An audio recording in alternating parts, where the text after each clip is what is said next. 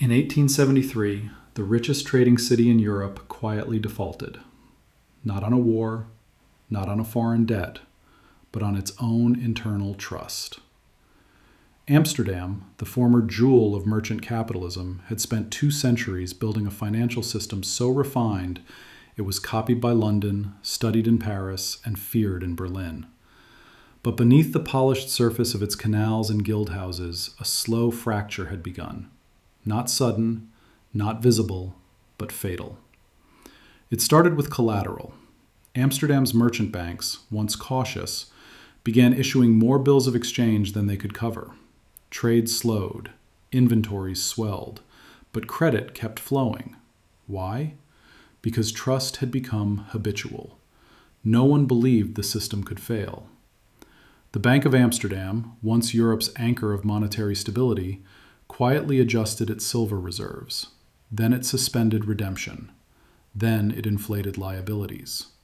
Slowly, layer by layer, the illusion was maintained. Until it wasn't.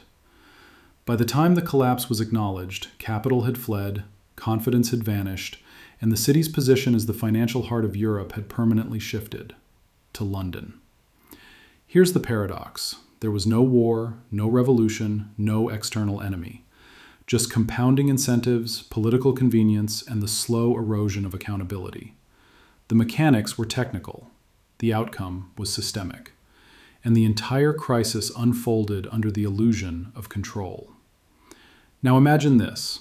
A central institution creates more claims than reserves, keeps expanding the balance sheet, and insists redemption will never be necessary.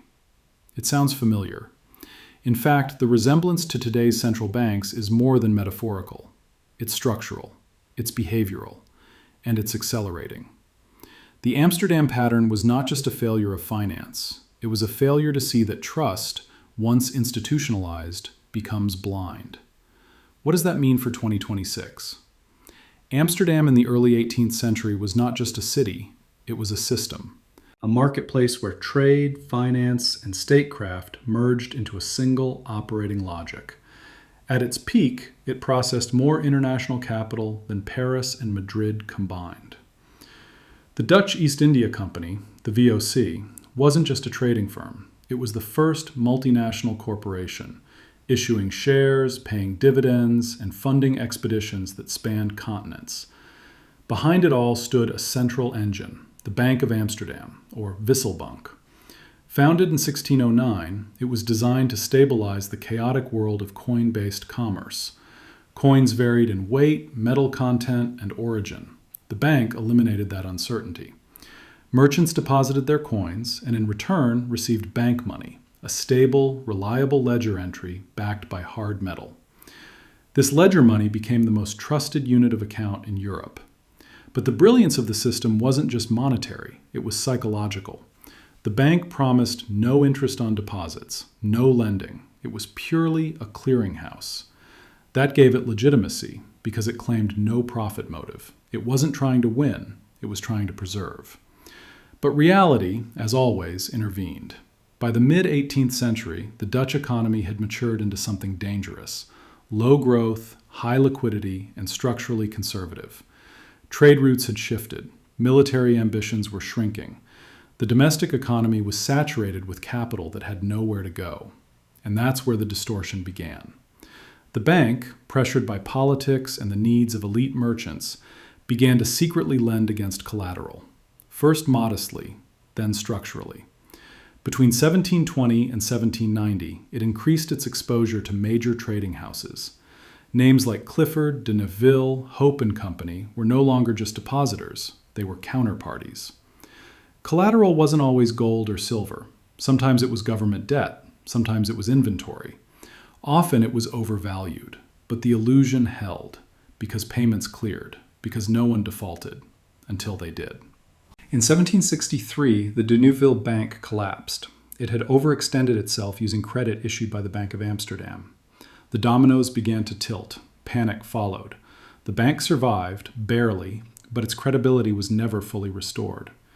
Yet instead of reform, a decision was made. Contain the damage, don't admit error, and above all, maintain appearances. This was the beginning of a long drift, not a fall, but a slide, measured not in weeks or quarters, but in decades.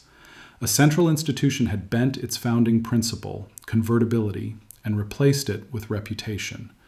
But reputation is not a reserve asset. It cannot be audited. It cannot be redeemed. By the early 1800s, the once pristine bank money was no longer trading at par. Silver convertibility had ceased, and merchants began demanding discounts for Amsterdam's paper, a slow vote of no confidence. Meanwhile, the city's role in global finance had quietly passed to London, where the Bank of England, unlike the Wissel Bank, had the legal tools to expand, contract, and absorb shocks. The lesson was painful. An institution designed for trust had slowly decayed into opacity. Its refusal to adapt or to be transparent became its weakness. And what's most striking is this: no single event triggered the collapse, no public scandal, no mass protest, just a long string of private decisions, each seemingly justified, each compounding the last. This wasn't a crisis, it was a pattern.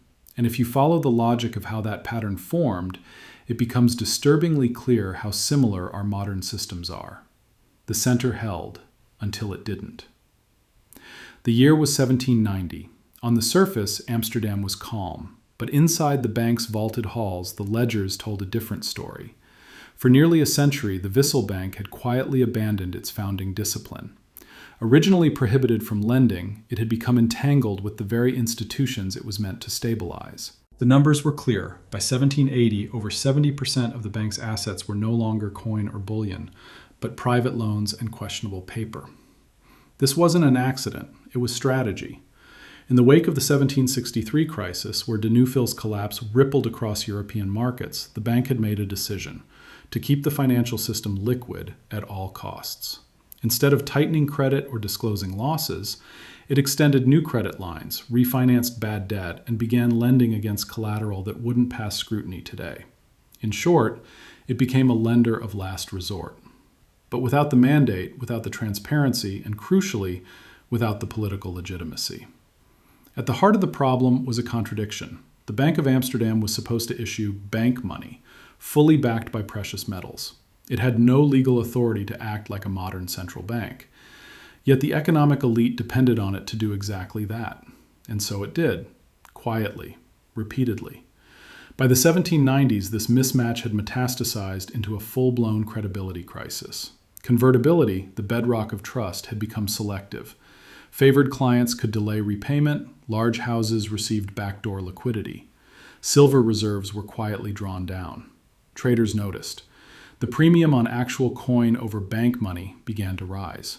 This meant a silent vote of mistrust. People were willing to lose value just to hold hard metal instead of the bank's promises. It wasn't a run, it was a retreat. In 1791, an audit revealed the true scale of the imbalance. The bank had issued over 16 million florins in deposits, yet could only back a fraction in real silver. Worse, much of the supposed collateral was in the form of depreciated government bonds or assets tied to colonial speculation. The illusion broke. But rather than restructure, the city's ruling elite clung to stability, or rather, the appearance of it. Political inertia replaced financial prudence. Decisions were postponed. Losses were concealed. The mechanism of crisis had already begun. Then came the external shock. In 1795, French revolutionary troops entered the Netherlands. The Batavian Republic was declared. In theory, it was a political revolution. In practice, it was a financial one. The new government absorbed the bank's liabilities. Convertibility was formally suspended.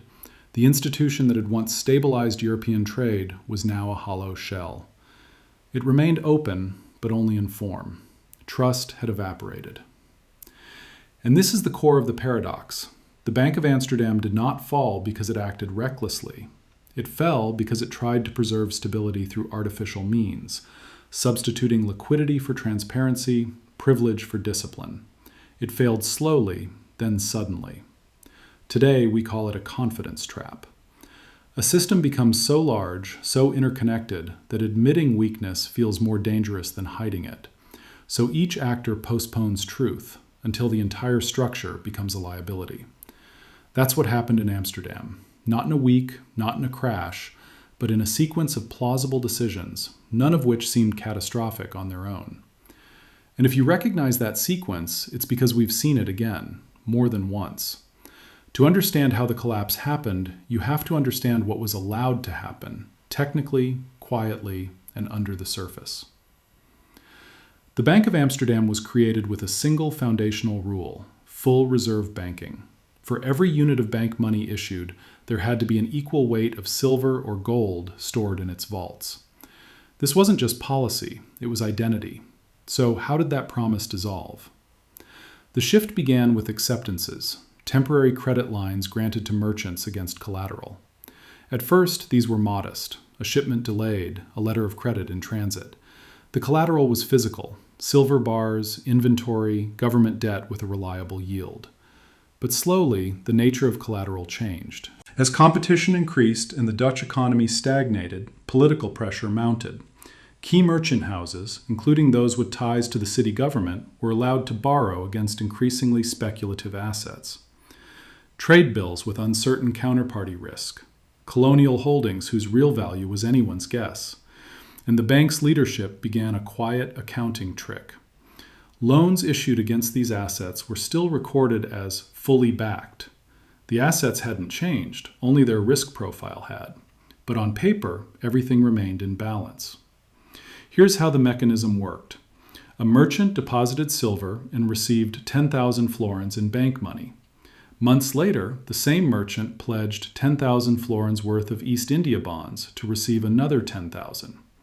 The bank now had 20,000 in liabilities, but only 10,000 in actual reserves. This wasn't a crime, it was policy drift. Multiply this over dozens of institutions and decades of lending, and the imbalance grew silently. By 1780, historical ledgers show that of the total deposits, less than a third were backed by physical coin. The rest were paper promises, often secured against the political assumption that redemption won't be requested. And for a while, it worked. Why? Because the bank had no competition. It had prestige. It had the backing of a city that was still one of the wealthiest in Europe. But reputation can't stop arithmetic. Each time a merchant delayed repayment, each time collateral was revalued upwards without a market test, each time a new loan was issued to cover the last, the balance sheet became a historical record of hope. And then there was the issue of illiquidity masquerading as stability. Because the bank refused to disclose its reserves publicly, no one knew exactly how fragile it had become. That lack of transparency was the policy, because transparency would force discipline. But opacity is not a neutral choice, it's a risk multiplier. When a minor liquidity squeeze hit in the early 1790s, merchants demanded coin. The bank, unable to meet redemptions without unwinding long-dated assets, was caught. It delayed. It rationed. Confidence dipped further. The spiral was slow, but irreversible. What does this show? A system can function long after it becomes unsustainable, as long as no one asks the question, as long as no one pulls the thread. The mechanism wasn't exotic. It was a chain of deferred consequences. Deferred risk is still risk, but more dangerous because it's silent.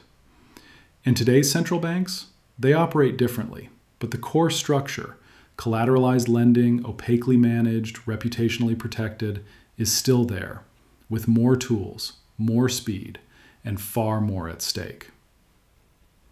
If this gave you clarity on how systems can quietly unravel, let me know where you're watching from. After 1795, the Bank of Amsterdam was no longer a bank. It was a monument. Its doors remained open. Clerks still processed payments, but its core function, stability through reserve integrity, had already failed. The first and most direct consequence was reputational. International merchants, once loyal to Amsterdam's ledger money, shifted their trust to London. The pound sterling began to replace the florin as the preferred unit for clearing large trades. British banks, backed by a flexible central institution, the Bank of England, took on the role Amsterdam had forfeited. The shift wasn't just symbolic, it redefined capital flows. British discount houses began attracting deposits once held in Dutch accounts. Insurance firms moved their headquarters. Commodity traders rerouted through Liverpool and London. The canals of Amsterdam still flowed, but the liquidity of its credit system had dried up. Then came the internal consequences. Local commerce contracted. Guilds that had operated on stable bank money were forced to renegotiate debts at discounts. Not because of market failure, but because the clearing institution no longer cleared at par. Asset values fell, especially those once accepted as safe collateral by the bank, government bonds, trade bills, and colonial securities. These instruments had been propped up by the bank's willingness to accept them at face value. Once that artificial demand evaporated, so did their prices. It triggered a slow deflation, not of prices, of credibility. The Amsterdam city government, deeply entangled with the bank's balance sheet, attempted to socialize the losses. New tax schemes were introduced, municipal borrowing increased, but without economic expansion, the city was simply rotating debt. Citizens paid in silence. Through higher levies, depreciated money, and shrinking credit access, there were no protests, no riots, just a quiet erosion of middle-class security. And beneath that, another consequence emerged, one often missed in the archives. A generation of financial professionals, trained under the belief that the system was rational, watched that system collapse. Not in a panic, but in a slow-motion contradiction. Promises made by institutions they trusted had become worthless. The result was intellectual. By the early 1800s, Dutch theorists began writing about monetary realism, a recognition that what matters is not the reserves you hold, but the trust you can sustain. It was a bitter conclusion, because trust, once defaulted on, compounds in reverse. In 1820, the bank was formally merged into a state institution, its unique ledger money abolished, its archives sealed. No great announcement, no funeral, just a closing entry in the books. And the broader cost? A century of dominance lost, not through conquest, but through accumulation of quiet missteps. Systems don't collapse from a single point of failure. They collapse when every part becomes too afraid to correct the last. That's the Amsterdam pattern. And in today's world of trillion-dollar balance sheets and politicized monetary tools, that lesson feels less historical and more like a countdown. Then it was called ledger money. Today, central bank reserves. Then it was the Vissel Bank. Today, the Federal Reserve, the ECB, the Bank of Japan. Different tools, same structure. The Amsterdam pattern is not just a historical event. It is a template, a slow-motion breakdown that begins not with a crash, but with consensus. Now consider this. Since 2008, the world's central banks have created over $25 trillion in base money. Not through minting coins, but through asset purchases. Government bonds, mortgage-backed securities, corporate debt, all accepted as collateral, much like Amsterdam once accepted colonial bonds and trade bills. The justification? Stability. The method? Quiet balance sheet expansion. The result? An elegant distortion. Just as Amsterdam blurred the line between deposit and loan, today's central banks blur the line between liquidity and solvency. When assets fall in value, they are not marked down, they are bought up. When markets panic, the response is not discipline, it is intervention. And just like in 18th century Holland, the illusion holds, because payments clear, because redemptions are rare, because trust has become institutional. But trust in what? In a balance sheet that expands without question, in collateral that never defaults because it's bought preemptively, in inflation that always returns to target, eventually. What does this mean in practice? Today, the Federal Reserve holds over 30% of all outstanding U.S. Treasuries. In Japan, the central bank owns over half the domestic ETF market. In Europe, the ECB has purchased sovereign debt at a scale that, by treaty, was once illegal. This is not hidden, it is public. And yet few question the structure, because to question it is to admit how deep the commitments run. Pension funds rely on stable bond prices. Governments rely on low yields. Banks rely on asset liquidity. Politicians rely on growth, and growth, increasingly, relies on monetary expansion. So what happens when redemptions begin? In Amsterdam, it started with a single merchant asking for silver. Today, it might be a geopolitical fracture, a sovereign bond downgrade, a run on central bank credibility. And here's the modern twist. Unlike the Wissel Bank, today's central banks can issue unlimited reserves, but they cannot issue trust. They can suppress interest rates, but not consequences. They can absorb losses, but not indefinitely. What happens when their balance sheet itself becomes the risk? In March 2023, the Federal Reserve briefly ran a negative equity position, meaning on paper it owed more than it owned. It shrugged it off. It doesn't matter, officials said. We can't go bankrupt. They're right, technically. But Amsterdam didn't go bankrupt either. It went irrelevant. This is the deeper warning. Financial systems don't need to explode to collapse. They just need to stop being believed. When a central institution loses the power to anchor trust, what remains is theater. Numbers rearranged to preserve the appearance of control. And in that gap, risk blooms. Because the real collapse isn't when liquidity disappears. It's when clarity does. History didn't change. Only the terminology did. The Bank of Amsterdam was never officially declared a failure. No single date marked its end. No ceremony closed its books. It simply faded. From relevance, from credibility, from memory. But the pattern it left behind never disappeared. It changed names. It crossed borders. It learned new tools. It moved faster. Yet the logic remained the same. A central institution builds trust by limiting its power. Then, over time, expands that power to preserve the trust it no longer earns. Eventually, it must choose transparency or survival. Most choose survival. This is not a flaw. It's a feature of systems that outgrow self-correction. And here we are again, surrounded by data, models, forecasts, but ruled by the same silent assumption that trust, once institutionalized, is permanent. It isn't. The Amsterdam pattern is not a relic. It's a mirror, and the reflection grows sharper the longer we look away.